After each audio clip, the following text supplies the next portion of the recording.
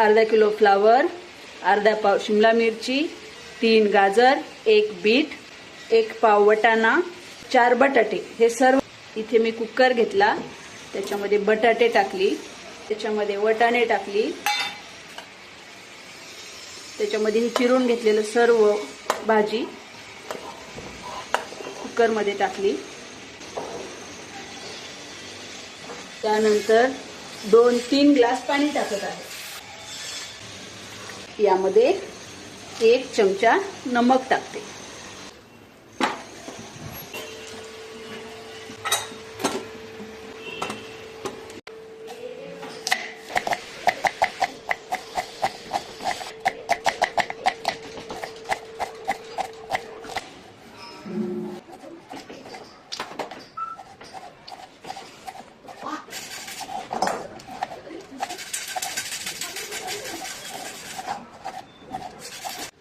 चार कांदे बारीक चिरून घेतले, 4 टोमॅटो बारीक चिरून घेतले।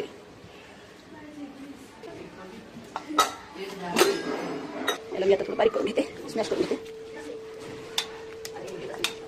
भाजी मस्त थोडीशी स्मॅश करून घेतली, बारीक करून घेतली। आता आपण फोडणीची तयारी करू।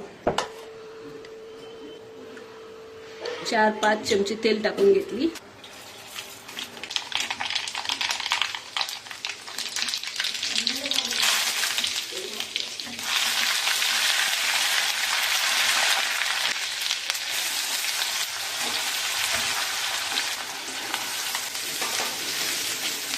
कांदा थोडासा लालसर असा परतून घेतला। आता याच्यामध्ये टोमॅटो टाकू।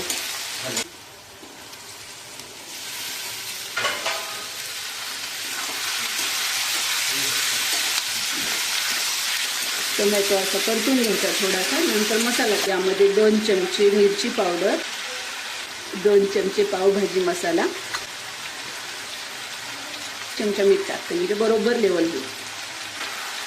आता याला चांगलं एकजीव होईपर्यंत परतून घ्यायचं।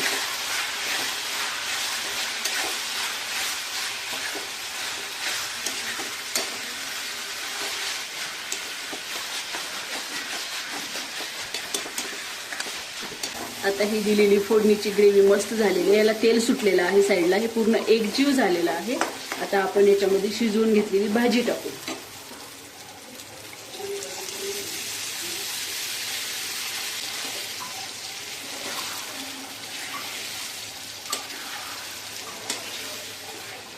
मस्त थोडीशी कोथिंबीर टाकू।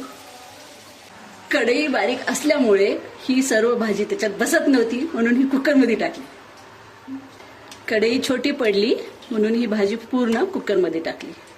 वेळ शिजवून घ्यायचं, नंतर कोथिंबीर टाकायची, नंतर खायला वाढून घ्यायची मस्त मस्त।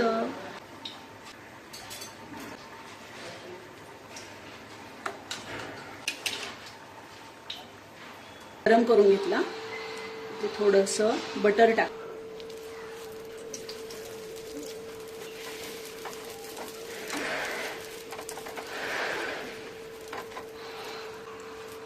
महाराज